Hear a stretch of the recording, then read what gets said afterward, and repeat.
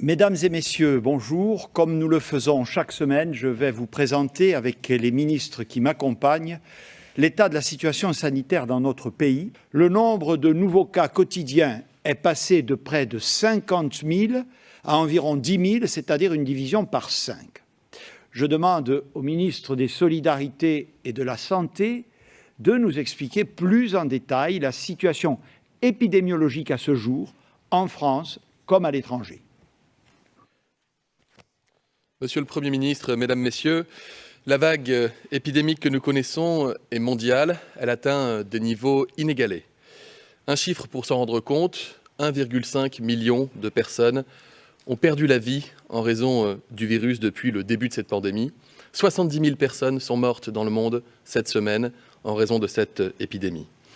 Parmi eux, près de 30 000 décès ont été enregistrés ces 7 derniers jours sur le continent européen. Un nombre en hausse constante. En Europe, les pays les plus touchés actuellement sont l'Italie, l'Autriche, la Hongrie, le Portugal ou encore la Suède. Plusieurs observations peuvent être réalisées. D'abord, nous n'atteindrons pas les 5 000 diagnostics par jour au 15 décembre. Deuxième constat, les conditions climatiques vont évidemment durer puisque l'hiver va progressivement s'installer.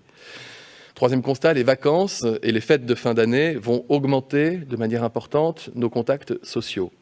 Le risque est donc, si nous ne changeons rien, que la deuxième vague reparte dans les prochaines semaines, que les cas graves se remettent à augmenter.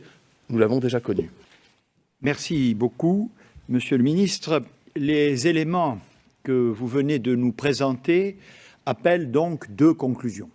Nous ne sommes pas encore arrivés au bout de cette deuxième vague. Et nous ne serons pas, le 15 décembre, à l'objectif que nous nous étions fixé de passer en dessous des 5 000 nouveaux cas par jour. Il est de notre devoir d'en tirer les conséquences et d'adapter les mesures que nous avions envisagé de prendre à l'échéance du 15 décembre.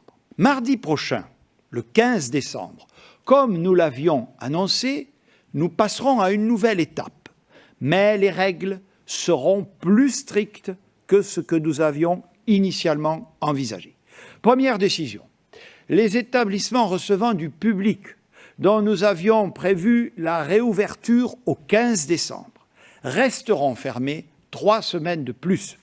Les conditions posées pour leur réouverture ne sont hélas pas réunies. Il s'agit principalement des cinémas, des théâtres, des salles de spectacle, des musées, mais aussi de l'accueil du public dans les enceintes sportives, dans les cirques, les parcs zoologiques ou encore les salles de jeux et les casinos. Cela signifie également que les règles posées récemment pour les lieux de culte ne seront pas revues à la hausse. Nous réexaminerons donc la possibilité de les rouvrir à partir du 7 janvier en fonction de la situation sanitaire à cette échéance et de l'analyse que nous pourrons faire des effets des fêtes de fin d'année sur la situation épidémique. Nous maintenons par ailleurs l'échéance du 20 janvier pour les autres établissements et activités fermés. Deuxième décision. Comme prévu, nous rétablirons un couvre-feu dès le 15 décembre, mais il sera durci par rapport à ce que nous avions annoncé.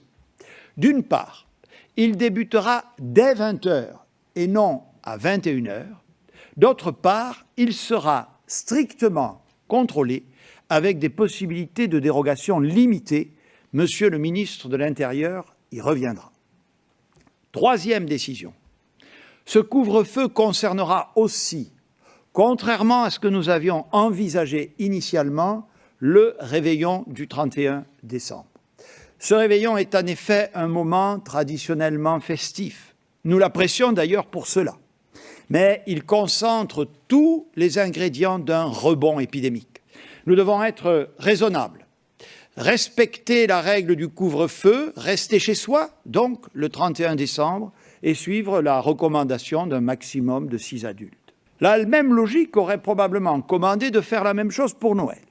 Mais Noël occupe une place à part dans nos vies et nos traditions. C'est un moment de rassemblement familial où peuvent se retrouver toutes les générations, enfants, parents, grands-parents, un moment où se forgent les premiers grands souvenirs des plus petits.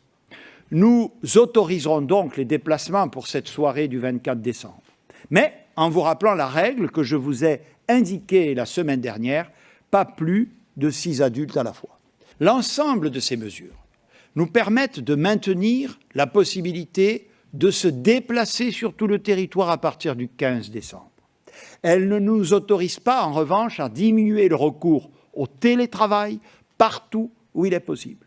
Les dispositions que nous prenons vont également nous permettre d'adapter dans le sens d'un plus grand pragmatisme et d'une effectivité renforcée notre dispositif de contrôle des déplacements quotidiens. Je demande à Gérald Darmanin, ministre de l'Intérieur, de venir vous en présenter les modalités. Le ministre. Monsieur le Premier ministre, Mesdames, Messieurs, à partir du 15 décembre à 20h, donc, nous entrons dans une phase de couvre-feu sur le territoire national. En voici les principales règles. Pendant la journée, à partir du 15 décembre, l'attestation ne sera plus obligatoire pour se déplacer. Les déplacements entre régions seront autorisés. En revanche, les déplacements seront interdits de 20h à 6h du matin. Cela signifie qu'à 20h, chacun devra rester chez soi, sauf exception. Par exemple, même si le commerce ou le service recevant du public dans lequel vous vous trouvez ferme ses portes à 20h, vous devrez vous organiser pour être à votre domicile à 20h. Seul un nombre limité de déplacements sera autorisé de 20h à 6h du matin. Il s'agit notamment des déplacements entre le lieu de votre domicile et le lieu de votre travail. Si vous travaillez de nuit ou que vos horaires ne vous permettent pas d'être chez vous à 20h, par exemple. Deuxième motif d'autorisation, les déplacements pour des raisons de santé. Aller à l'hôpital pour des soins urgents ou pour acheter des médicaments dans une pharmacie de garde. Troisième autorisation, des déplacements pour motif familial impérieux. La garde d'enfants ou apporter assistance à une personne vulnérable. Des déplacements également liés à des missions d'intérêt général, par exemple pour aider les plus démunis dans le cadre d'une activité associative, ou enfin des déplacements pour sortir votre animal de compagnie près de chez vous.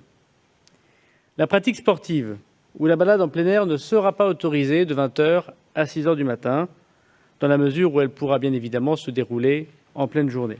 Si vous avez besoin de circuler pour l'un des motifs évoqués, entre 20h et 6h du matin à partir du 15 décembre, vous devrez vous munir d'une attestation de déplacement, une nouvelle attestation qui sera éminemment à votre disposition et que vous pourrez également rédiger à la main si vous le souhaitez.